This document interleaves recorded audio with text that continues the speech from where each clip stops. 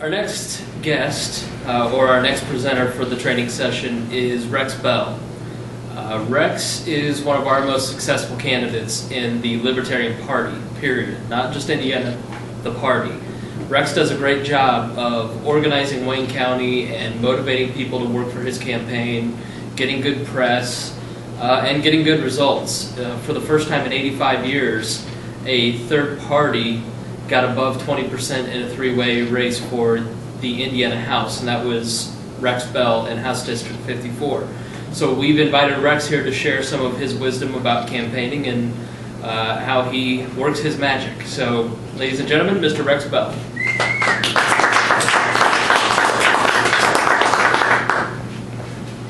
Well, I don't really have any magic. I've always thought it was kind of odd to ask a libertarian to advise you on how to get elected, because we just don't get elected very much. We have gained some ground, and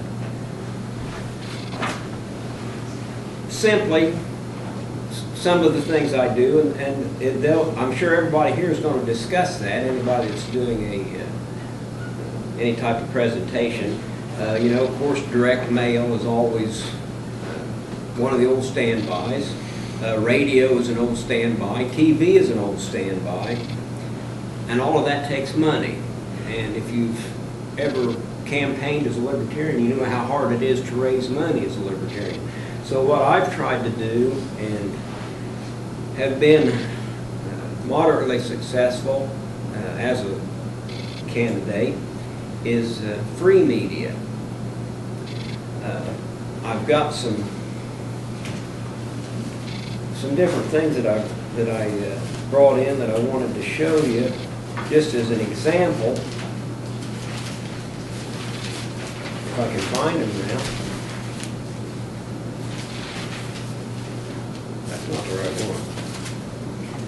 one. We had an ad for this meeting today. That's it, right there. That was $144. That's what happens when you have to pay for advertising.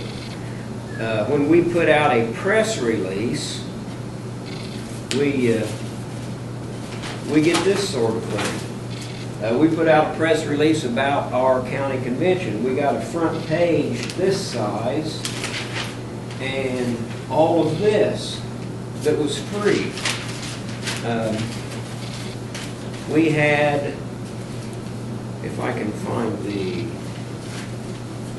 News Examiner, this was in a Connersville paper. I sent out a press release. It went to 17 different papers.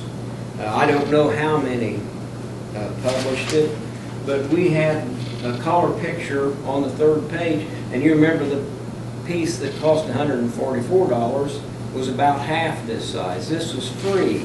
So I encourage every candidate, and I've seen it happening with who could possibly be my opponent in the 6th District race. Don Bates from Winchester, he's turning out, every time his dog farts, he makes a press release out of it, and some newspaper somewhere picks it up. It hadn't always been as easy, although we've been blessed in Wayne County, Henry County. We've had fairly decent coverage. But this year, having a celebrity on the ticket, we're starting to find out how valuable that is to us. If you're doing something, and I'm recommending it to all of my candidates, if you say Mark Brim, who is on the ticket with Rupert Bonham, on the Libertarian ticket with Rupert Bonham for District 56, and Rupert Bonham run for government, put his name in there. You're going to come here getting picked up. The press loves him. As my wife said, I don't understand it. As Rupert said, I don't understand it either. But it's the way it is. We need to take advantage of that. It's unbelievable the amount of free publicity we're going to get this year. But the only way we're going to get it is to send it out, ask for it. Do press releases, as Paul and Joyce talk, don't get discouraged if they don't run it every time, because every paper you send it out to is not going to run it. But there's thousands of dollars worth of free publicity out there if we just take advantage of it. One other thing that we do a lot of, that we've done before, is our canvassing door to door.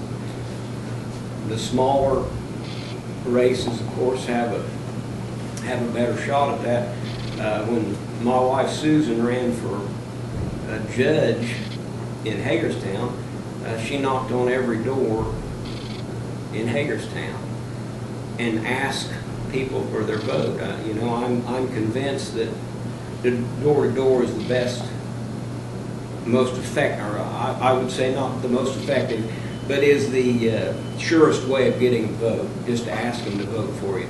On the bigger campaigns, of course, you can't do that. But with a team, the next best thing to asking somebody for their vote is to have somebody you know ask them for their vote. I've had several people say you're the first person that ever asked me to vote for them. That brings out something. So personal contact, when you can do it, when you can't go door to door, the booths at the fairs, the parades, get out and walk, shake their hands, making contact with people, has worked for us. I know where I'm known, where I live, those are the precincts we win. You know, we won 8 precincts in the last election.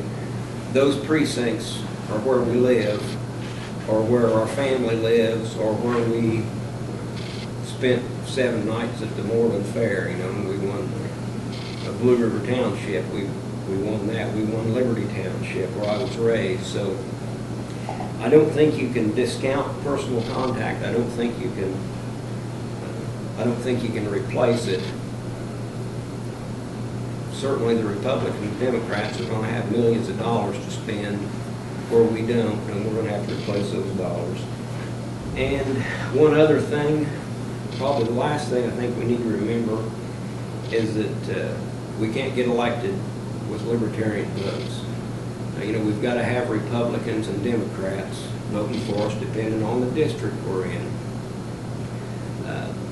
I always try to promote libertarian ideas, but you don't want to run down other people. You can't run down other people and then ask them to vote for you. That's just it.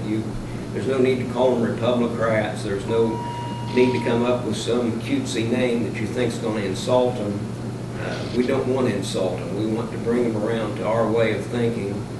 Certainly point out where the other parties are wrong, but I don't think we can call people names and then expect them to vote for us. I think we have to be respectful. Most people were raised as Republicans or Democrats. And that is basically all that I have to put forth.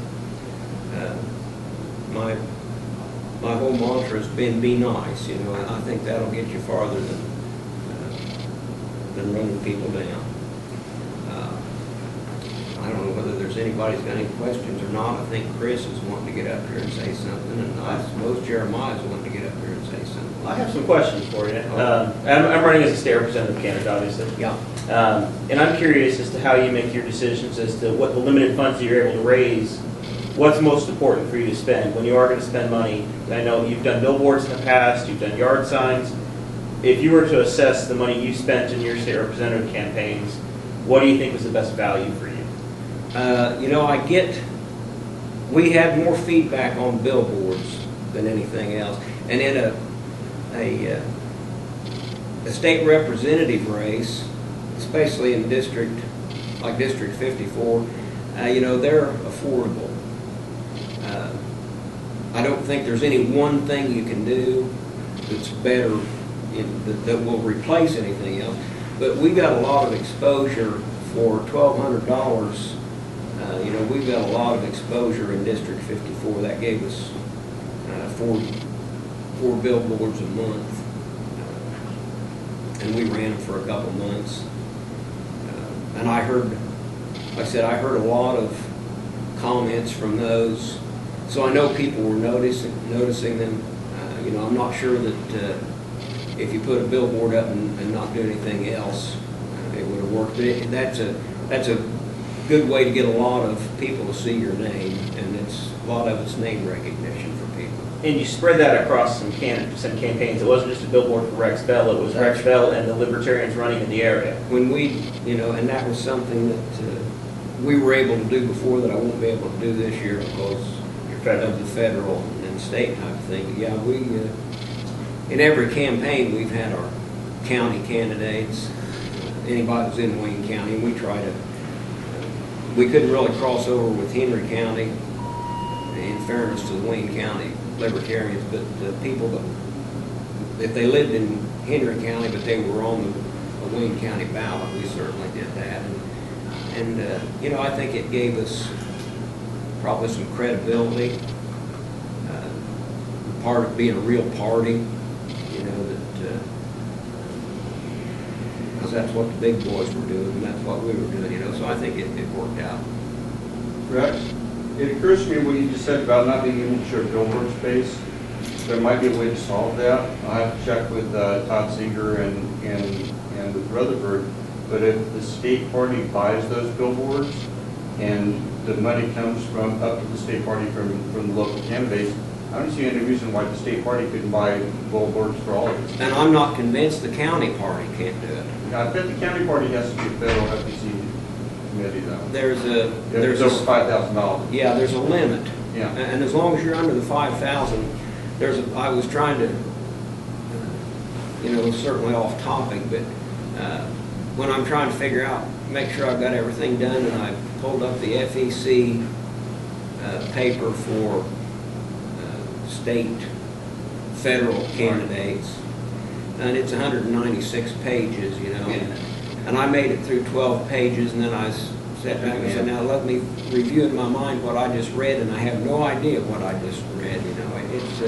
they certainly tried to discourage it, but I believe that as long as the Wayne County party spends less than $5,000 on those, they could still do that and have us sharing a billboard. But the Wayne County party will spend more than $5,000, so I've got to come up with some idea how we can keep it separated. I think if the money comes up to the state, correct me if I'm wrong here, Chris, we buy joint, and the state party buy joint billboards for federal and state candidates Yes. out of our federal account, so they could move money up to the state from their own campaigns, just as a general contribution. No, the two campaigns cannot give to an FEC committee for that purpose. Now, if they happen to donate, Right, yeah, just a And general then- donation, totally separate from that, we happen to buy a billboard Yeah. for our candidates, then that's legal. absolutely. It's about intent. Happenstance is an It amazing just, thing. happens. we just happened to like those two candidates, and, you know, we had some spare money. Right. But it's not typically done because it is very, you gotta know what you're doing. That's the thing about it, you know, it just looked to me like reading through it, they've got rules in there to trip people up and discourage people. I mean, that's what it's all about, is discouraging people. So we want to do that. I hate to put anybody through having to be called up in front. I've been called up in front of the SEC, but I don't want to be called up in front of the FEC.